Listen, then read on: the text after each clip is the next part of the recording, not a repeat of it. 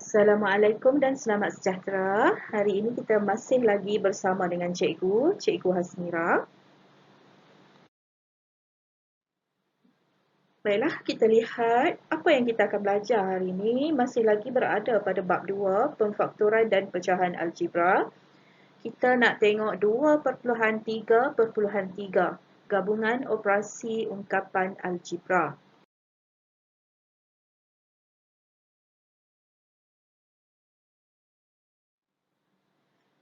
Standard pembelajaran kita pada hari ini adalah melaksanakan gabungan operasi ungkapan algebra yang melibatkan kembangan dan pemfaktoran. Okey, sekarang ni kita nak melaksanakan gabungan operasi. Apa yang perlu digabungkan? Tambah, tolak, darab, bahagi. Kita imbas kembali apa yang telah kamu pelajari. 2.1 kamu telah belajar tentang kembangan. 2.2 kamu telah diajar tentang pemfaktoran, yang mana pemfaktoran ada 4 cara menggunakan FSTB, beza antara dua sebutan kuasa dua sempurna, pendaraban silang, faktor sepunya dalam 4 sebutan algebra. Dan pada hari Selasa lepas, kamu telah diajar oleh cikgu tentang penambahan, penolakan, pendaraban dan pembahagian ungkapan algebra.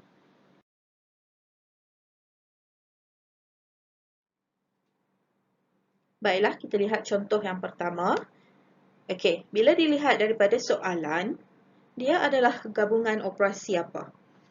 Okey, kalau kita lihat, bila ada jumpa dengan kurungan, yang ni bermaksud operasi darab.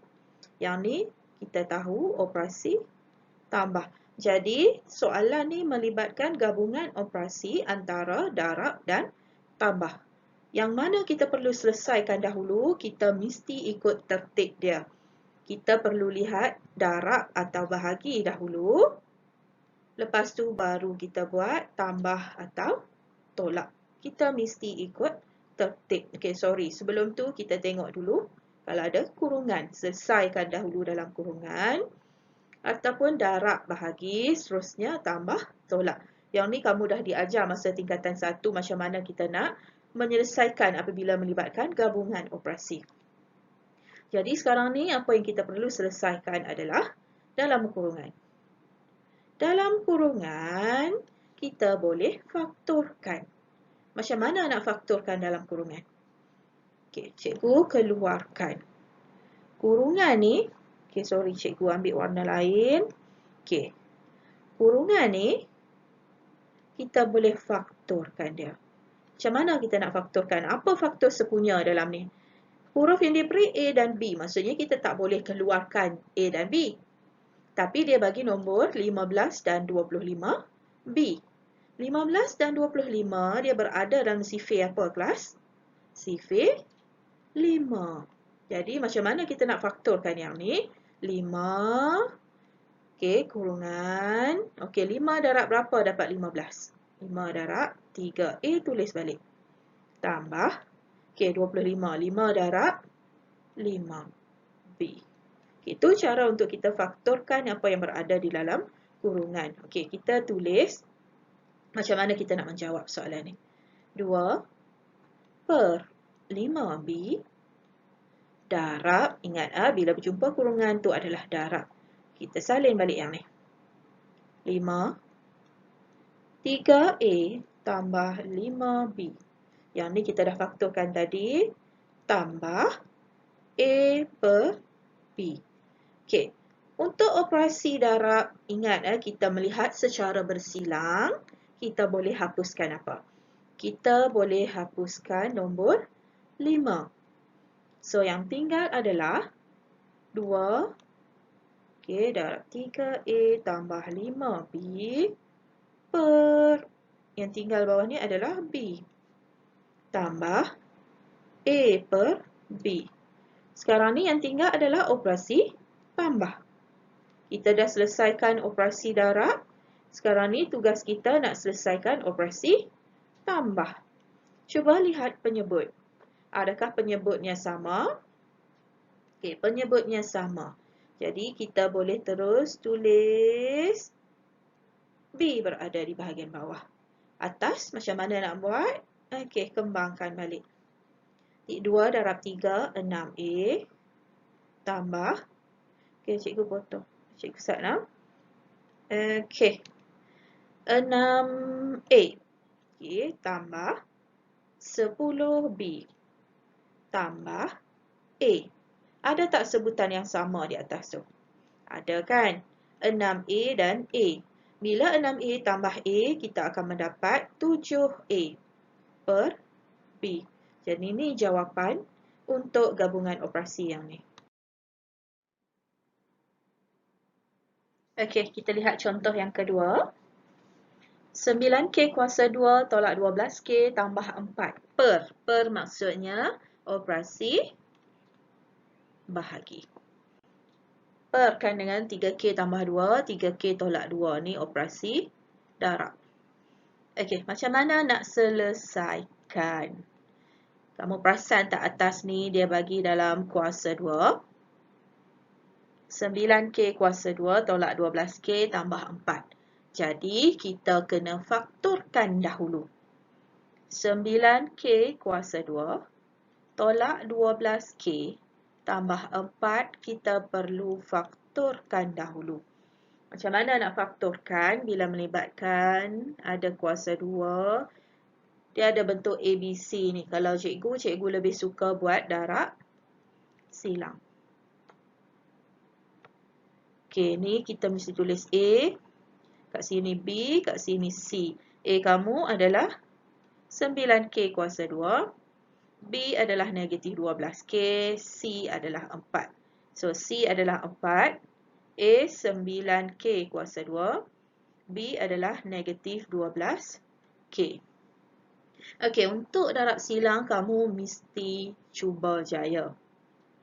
Dia lebih pada cuba jaya, kita kena mahir dengan sifir. Okey, macam mana kita nak dapat 9K kuasa 2? Dia ada dua cara sahaja untuk 9. 1 darab 9, 3 darab 3. Okey, kita cuba.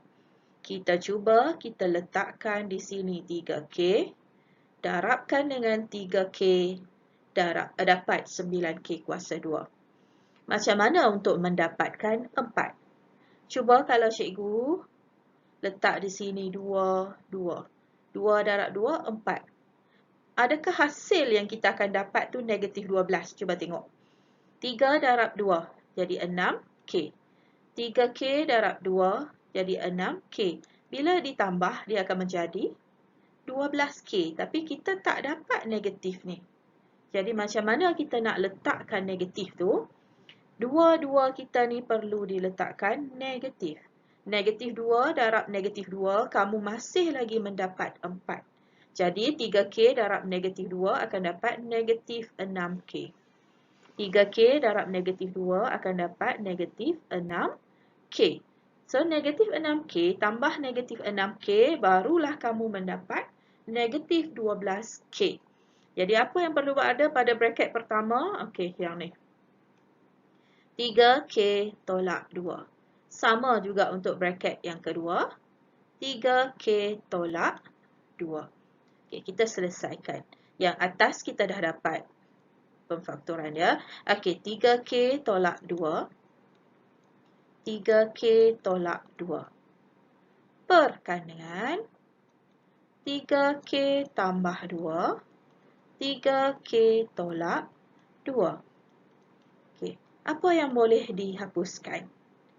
Kita nampak di sini 3K kuasa 2. Di bawah juga ada 3K kuasa 2. So, yang tinggal 3K tolak 2, 3K.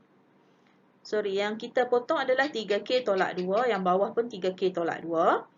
Yang tinggal adalah 3K tolak 2. Perkan dengan 3K tambah 2. Dah tak boleh diperkecilkan lagi, permudahkan lagi. Jadi, kita biarkan jawapan macam tu sahaja.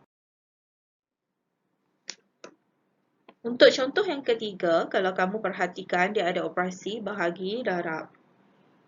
Okay. Kalau darab, cikgu kata kita perlu lihat secara bersilang untuk hapuskan dia. Ada tak huruf yang sama dengan M? Atas ada M kan? Okey, yang ni pun ada M.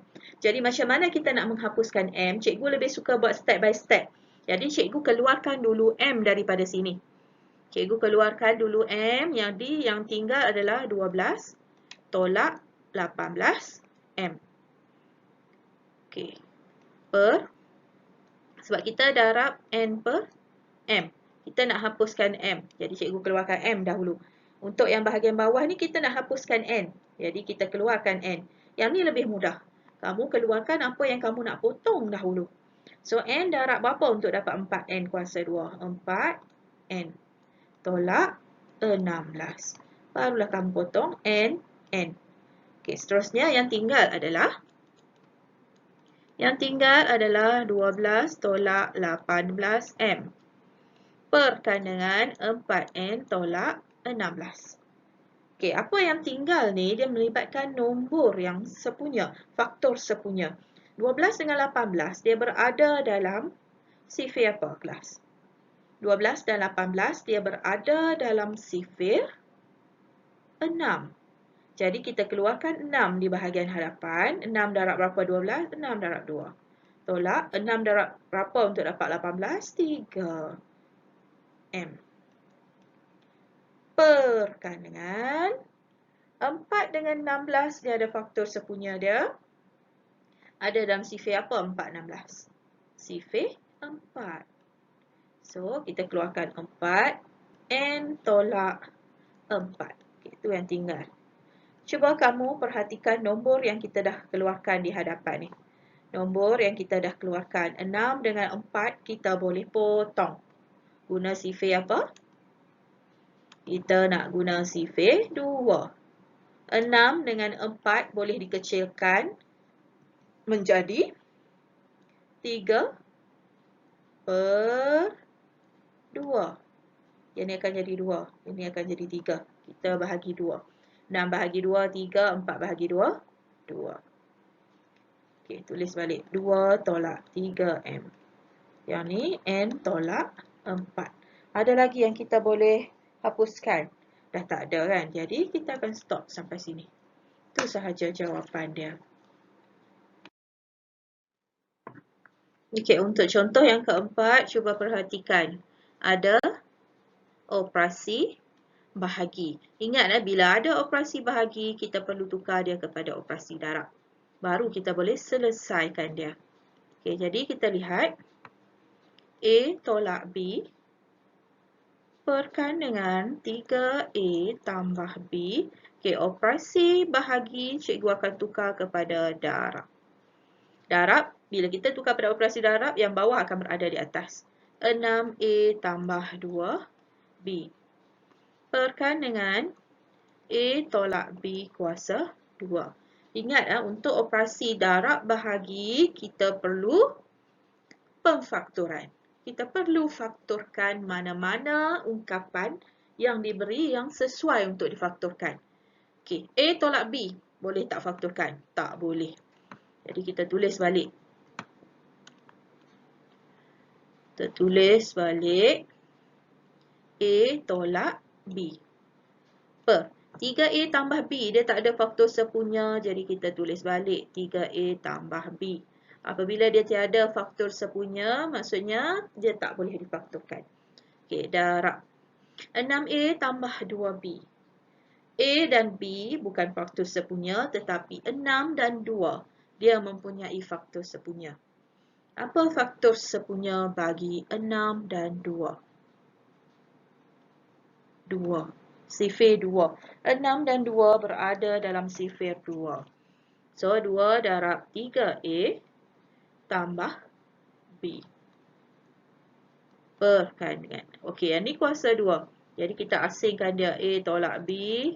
A tolak B. Okey. Bila dah faktorkan, barulah kita lihat secara bersilang. Yang mana boleh dipotong, kita potong. Hapuskan dia. A tolak B, A tolak B. 3A tambah B, 3A tambah B. Jadi apa yang tinggal untuk bahagian atas? Yang tinggal untuk bahagian atas adalah 2. Perkan dengan. Okey, untuk bahagian bawah, yang tinggal adalah A tolak B. Jadi ni jawapan kita.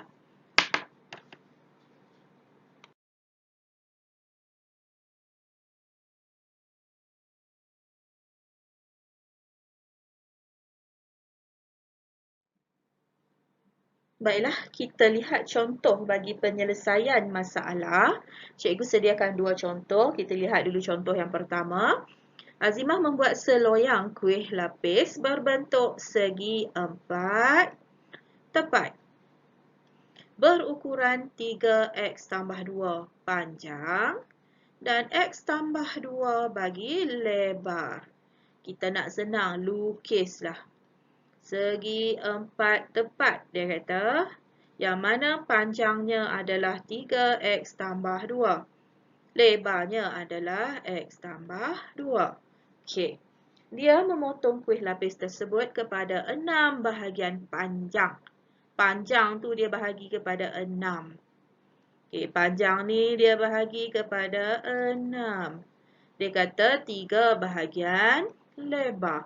Jadi bahagian lebar tu dibahagi 3. Dia nak luas sepotong kuih lapis dalam bentuk ungkapan algebra.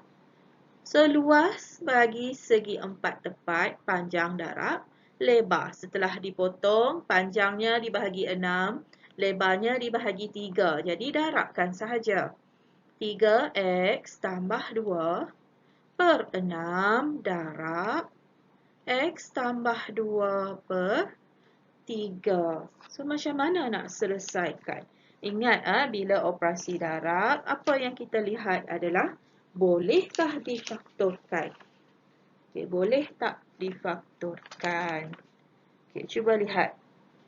Boleh tak kita faktorkan?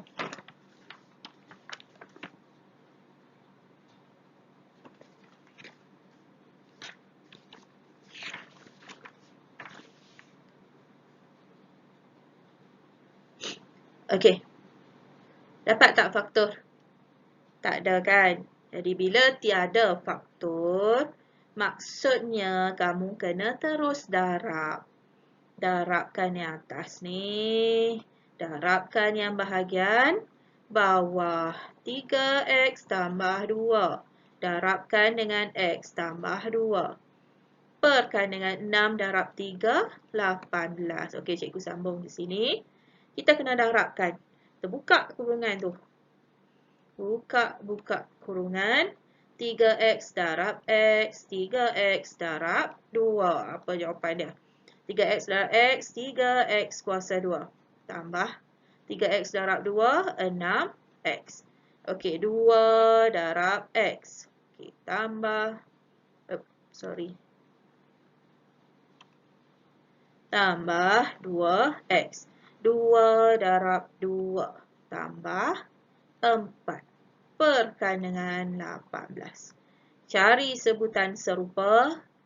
3x kuasa 2 tambah. Ni sebutan serupa kita. 6 tambah 2, 8x. Tambah 4. Per 18.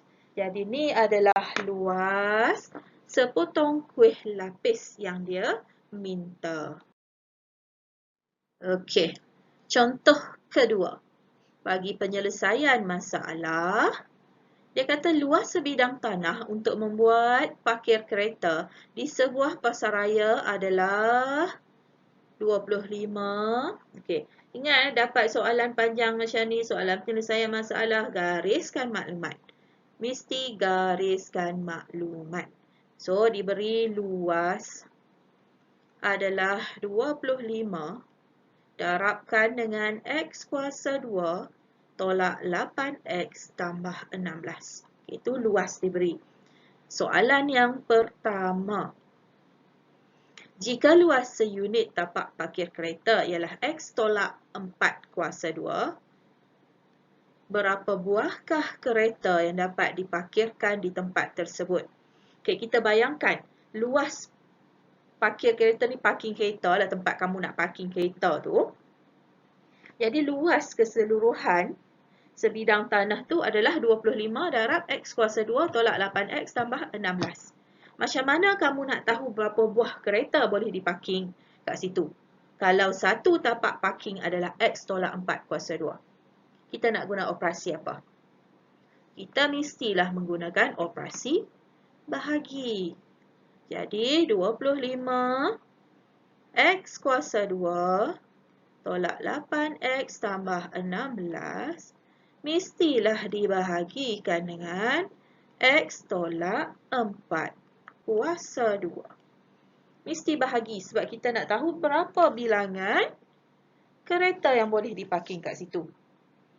Jadi kita nak bahagi, kita dapat apa kelas? Ingat bila operasi darab bahagi, kita mesti cari apa yang boleh difaktorkan.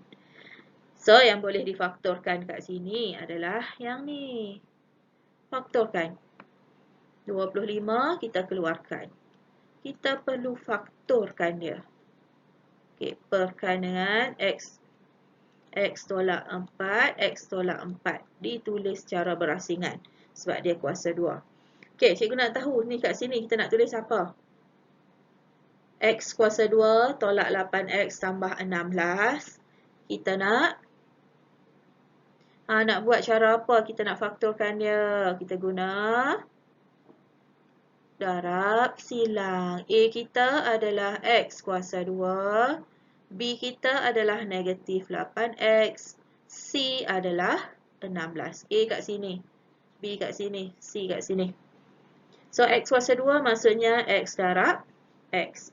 16 untuk dapat negatif 8. 16 bermaksud negatif 4 darab negatif 4. Ni negatif 4X. Negatif 4X. Bila ditambah, kamu akan dapat negatif 8X. Jadi, kita nak tulis apa kat sini? X tolak 4. X tolak 4. Boleh tak kita potong atas bawah? Boleh kan? Potong. Potongkan dia X tolak 4. Okey, X tolak 4. X tolak 4, X tolak 4. Jadi yang tinggal adalah 25. Soalan 1, kita dah menjawab 25 buah kereta yang boleh diparking kat situ. 25 buah kereta jawapan dia. Okay, next. Soalan nak apa lagi? Soalan yang kedua, dia nak 4 unit tapak parkir telah ditempah. Berapakah unit tapak parkir yang tinggal? Kita dah tahu tadi keseluruhan 25. Tolaklah dengan 4. Dapat 21 lagi baki parking kereta yang tinggal. Okay, itu sahaja untuk contoh penyelesaian masalah.